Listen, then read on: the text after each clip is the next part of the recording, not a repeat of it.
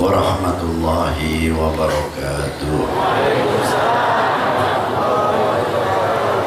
Alhamdulillahi wahdah, wassalatu wassalamu ala sayyid al-kamil bil fadail alladhi khassastahu bil azan bisahibi jami'i sifatil kamaliyah al-munfaridi fi khalqihi wa khuluqihi bi ashrafil khususiyah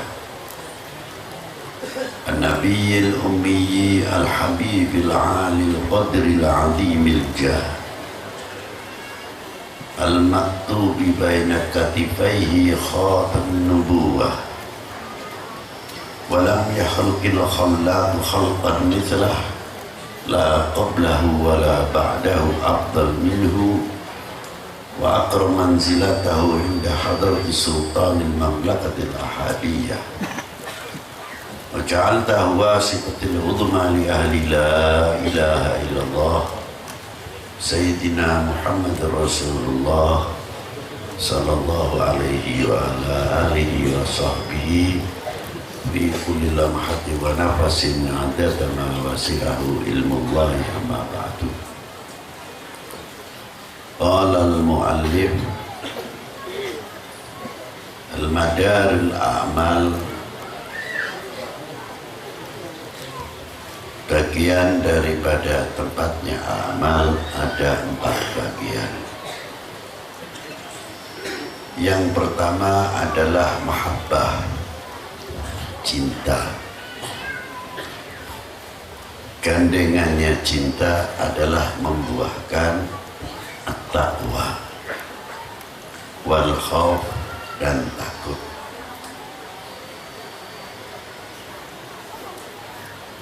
Bila mana seseorang cinta kepada Allah dan kepada Rasulnya, takut apabila putus hubungannya dengan Allah Subhanahu wa ta'ala, dan takut putus hubungannya dengan baginda Nabi sallallahu alaihi wasallam. Karena takut apabila tidak diaku oleh baginda Nabi sallallahu alaihi wasallam menjadi umatnya. Ini yang paling kita takuti.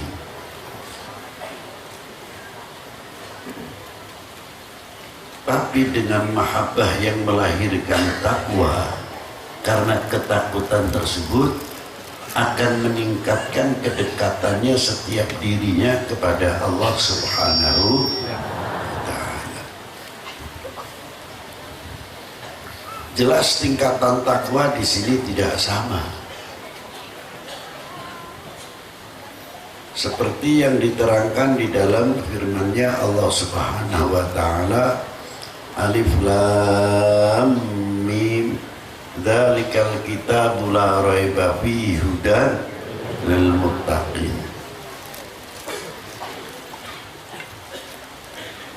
Bagaimana mungkin kita akan mendapatkan huda karena dzalikal kitab tanpa mengenal hadi?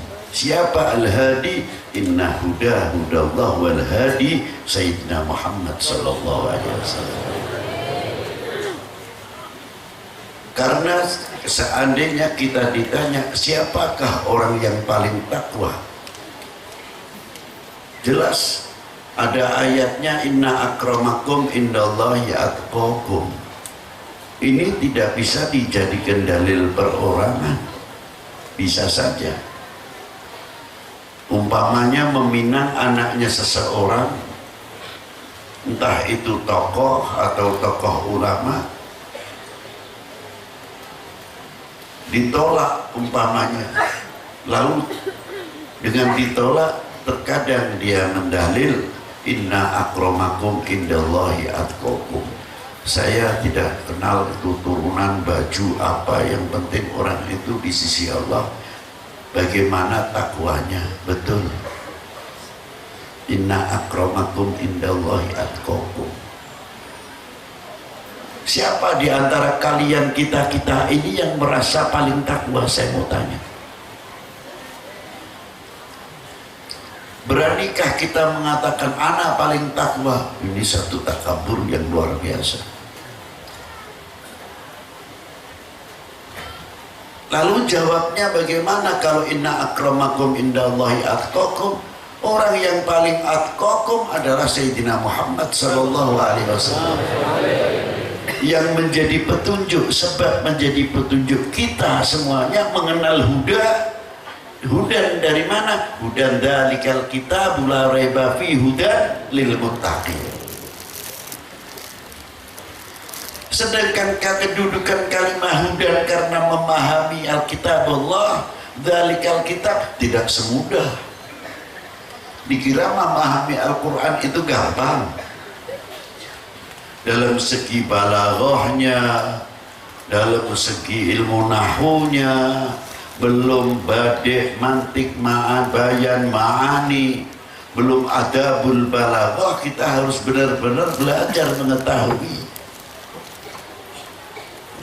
Sekalipun kita sudah mempunyai kitab sir terjemahan, tapi kita tidak bisa membaca sendiri langsung tanpa kita mendapatkan seorang petunjuk yang menuntun tahu dalamnya Al-Quran.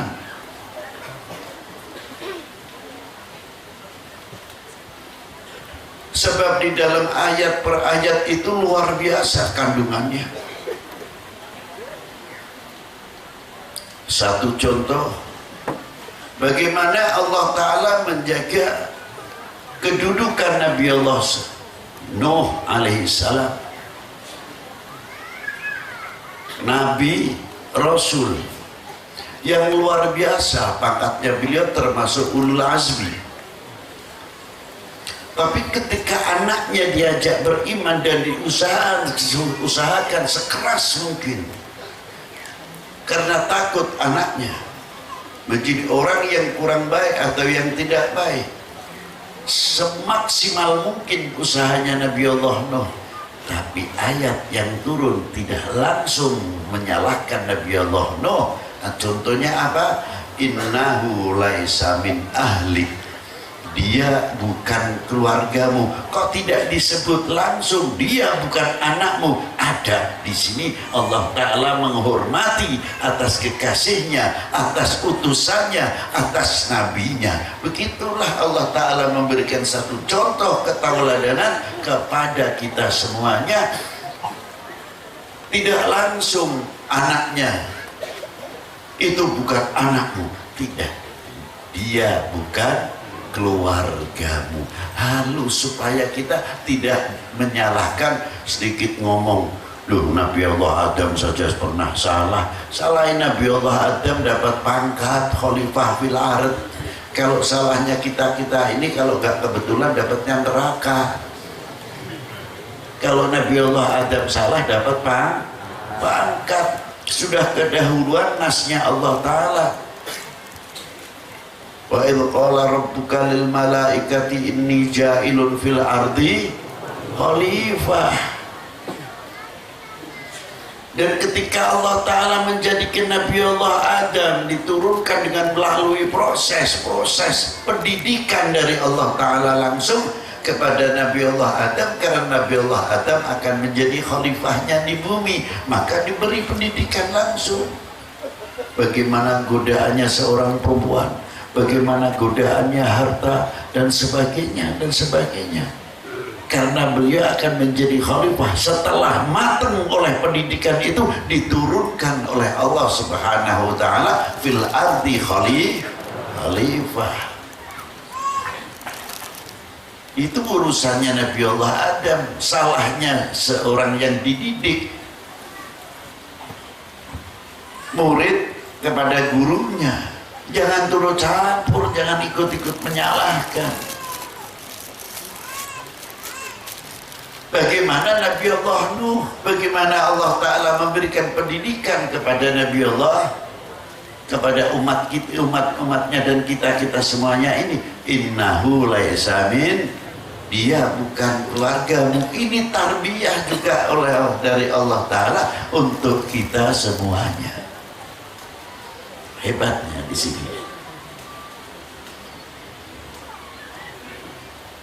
Maka untuk meningkatkan kita dalam takwa itu jelas berkelas-kelas.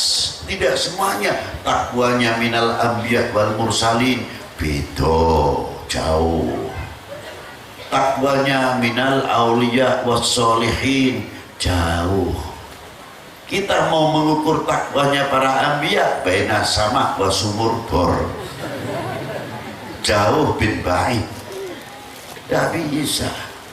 Untuk memahami hudan saja yang apa di dalam dalikal kitab, harus kita banyak belajar, banyak membuka, baca kitab-kitab tafsir dan hadis-hadis yang terkait dengan ayat-ayat tersebut, asbabun nuzulnya dan lain sebagainya. Itu baru hudan kalau kita kupas. Apakah kita akan langsung mengenal hudan tanpa hadi Sayyidina Muhammad sallallahu alaihi wasallam? Nah, kita kembali, al-muttaqin kita bertingkat. Ketingkatan kita teruskan tadi bab yang kedua, bab ikhlas. Yang kedua bab ikhlas. Syaratnya ikhlas apa diantaranya? Bil ilmi, kelawan ilmu, dengan ilmu. Kalau ikhlas tanpa ilmu sulit. Ilmu apa? Ma'rifatum billah, bi ilmillah, alimum billah. Baru kita tahu al-ikhlas. Seperti doanya Rasul sallallahu alaihi wasallam, Allahumma inni as'aluka khawfal alimina bika wa ilmal khaifina minka. Ya Allah, jadikanlah kami orang yang takut kepadamu, dan berilah kami ilmu sebagaimana engkau memberikan ilmunya orang-orang yang mengerti takut kepadamu, bukan sekadar takut. Itu diantaranya. Wa yaqinal mutawakkilin, berilah kami yakinan sehingga ketika kami pasrah kepadamu ya Allah ya Rabb, sebagaimana orang-orang yang telah diberi ilmu, mengerti ilmunya, yakin dan tawakal kepadamu, sampai wa wara'al muhibbina laka wa taqwal mutasyawwiqina ilaih. Ini doa luar biasa sekali dan Sayyidina Rasul sallallahu alaihi wa alihi wasallam. Nah, kalau kita mengetahui al-ikhlas bil ilmi, bi ma'rifatun billah, mengerti kehendak Allah dan bisa membedakan apa sebenarnya kedudukan yang diberi nama Abdullah atau Abdun, dan selalu mendapatkan panggilan kehormatan dari Allah Subhanahu wa taala. Apa? Dipanggil bukan ya ayuhan nas. Kita itu selalu didengungkan dipanggil oleh Allah taala dengan panggilan apa? Ya ayyuhalladzina amanu. Apakah itu satu tidak kehormatan dari Allah Subhanahu wa taala diberikan kepada kita semua ketika kita dipanggil ya ayyuhalladzina amanu, mestinya isin malu. Benar, kita memang beriman, tapi begitu jauh Allah Ta'ala menghormati kepada hambanya yang beriman, sehingga dipanggil ya ayyuhalladzina amanu. Malu mestinya. Ya Allah ya Rabb, sejauh mana iman kita ini? Maka kalau kita mengetahui ilmu Allah, alimum billah, ma'rifatum billah, baru kita akan meniti jalannya al-ikhlas. Ikhlas itu gampang, angel. Karena dari ikhlas ini akan meningkatkan ubudiyah kita, kedekatan kita kepada Allah Subhanahu wa ta'ala. Ada tingkatan TK, ada tingkatan SD, ada tingkatan SMP, SMA, ada tingkatan perguruan tinggi.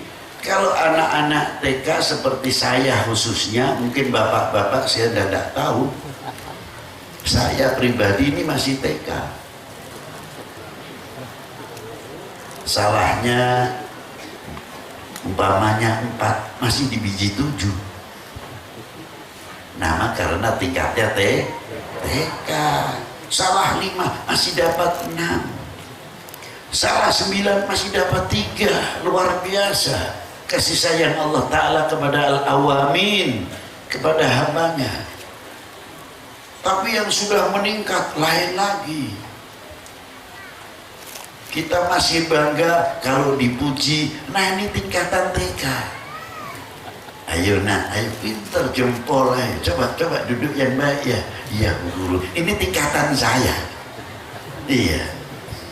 Kalau sudah begitu tuh ke coro Jawa ini tuh berduduk, melar, kelambine sesak. Nek dialem kelambine sesak. Nek ora dialem kelambine lugro. Kelambinya kendor semuanya kalau dah. Tapi kalau dipuji, wah begini, wah terus sesak kelambine, sesak. Karena apa? Bangga dengan pujian tersebut. Ya maklum karena tingkatnya ya, ini bukan bapak-bapak, ibu-ibu, saya loh ini. Saya tidak ngatain bapak. Udah.